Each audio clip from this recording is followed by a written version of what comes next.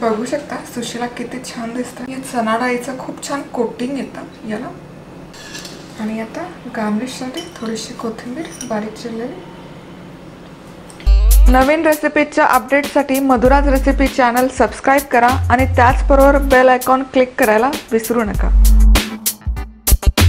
नमस्कार, मी मधुराज रेसिपी मराठीमध्ये तुम्हा सगळ्यांचं खूप खूप खूप मनापासून स्वागत। आज आपण सुशीला कसं बनवायचं ते बघूयात। सुशीला हा एक नाश्त्याचा किंवा अदलामधला वेळेत खाण्याचा पदार्थ आहे। मराठवाडा भागात हा जास्त प्रमाणात बनवला जातो। माझे वडील मराठवाड्यातले आहेत। तर सगळ्यात आधी या रेसिपीसाठी काय काय साहित्य लागतं ते बघूयात। इथे चुरमुरे लागतील। भेळीसाठी आपण जे चुरमुरे वापरतो तेच घ्यायचे। साधारण 2 कप घेतलेले आहेत। 1 कप बारीक चिरलेला कांदा, डाळ जे आपण चिवड्यामध्ये वापरतो ते डाळ घ्यायचं आहे। पंढरपुरी डाळ मिळालं तर उत्तम। त्याचबरोबर भाजलेला शेंगदाण्याचा कूट आहे, हा पण एक छोटी वाटीभर घेतलेला आहे। हिंग लागेल 1/2 चमचा, हळद 1/2 चमचा, मीठ चवीपुरतं, 2 ते 3 हिरव्या मिरच्या बारीक चिरून, कढीपत्ता, कोथिंबीर, मोहरी आणि जिरं अर्धा चमचा। सुरुवात करण्याआधी सगळ्यात आधी हे डाळ आहे, हे मी एक खलबत्त्यामध्ये काढून घेते। मिक्सरमध्ये पण तुम्ही फिरवून घेऊ शकता, पण मी थोडंसं असं कुटून याची भरड करून घेते। मिक्सरमध्ये थोडंसं बारीकसर होतं, ते बारीक दळलं जातं। या ठिकाणी ही भरड बनवून तयार आहे। तुम्ही बघू शकता खूप असं बारीकसर नाही झालेलं, थोडंसं याच्यात तुम्हाला डाळ्याचे कण दिसतील। ते झालं की चुरमुरे घ्यायचे। चुरमुऱ्यामध्ये पाणी घालायचं।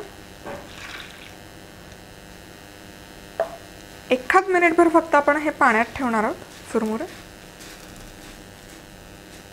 1 मिनिट झाल्यानंतर हे मुरमुरे पाण्यातून काढायचे आणि यामधलं पाणी थोडंसं असं ड्रेन करून घ्यायचं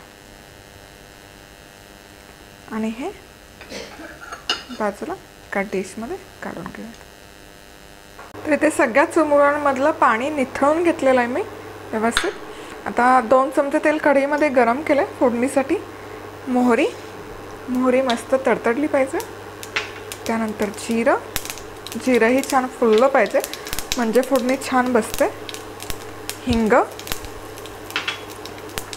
बारीक चिरलेला कांदा,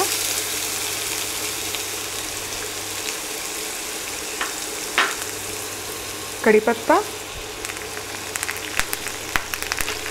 आणि बारीक चिरलेली हिरवी मिरची। हिरवी मिरचीऐवजी तुम्ही लाल तिखट पण घालू शकता। आता हे व्यवस्थित मिसळून कांदा मऊ होईपर्यंत आणि कांद्याला हलकासा सोनेरी रंग येईपर्यंत परतून घेऊया। कांदा मस्तपैकी इथे 5-6 मिनिट हलकासा सोनेरी रंग होईपर्यंत परतून घेतला। आता यामध्ये आपण हळद घालायची। हळद व्यवस्थित मिसळून घेऊयात। हळद मिसळून झाली की हे चुरमुरे घालायचे, जे भिजवून आपण त्यातलं पाणी निथळून घेतलेलं आहे ते मिसळून घेऊयात।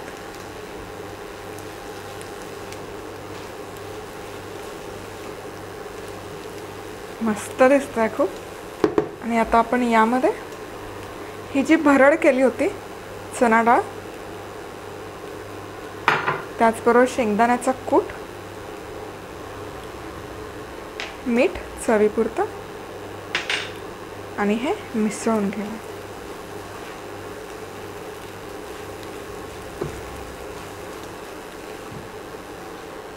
हे व्यवस्थित असं मिसळून झालं की यावर झाकण ठेवून एक वाफ काढून घेऊयात। छानपैकी वाफ काढून झालेली आहे। आता हे परत एकदा मिसळून घ्यायचं।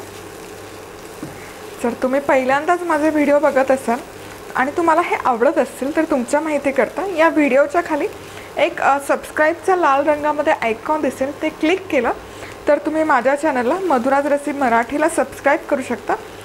त्यामुळे काय होईल, या ज्या रेसिपीज मी पोस्ट करत असते सोमवार, बुधवार, शुक्रवार आणि शनिवार आठवड्यातून 4दा सकाळी बरोबर 11 वाजता याचं नोटिफिकेशन तुम्हाला येईल आणि तुम्ही कुठलीच रेसिपी मिस नाही करणार। आता आपलं या ठिकाणी सुशीला बनवून तयार आहे।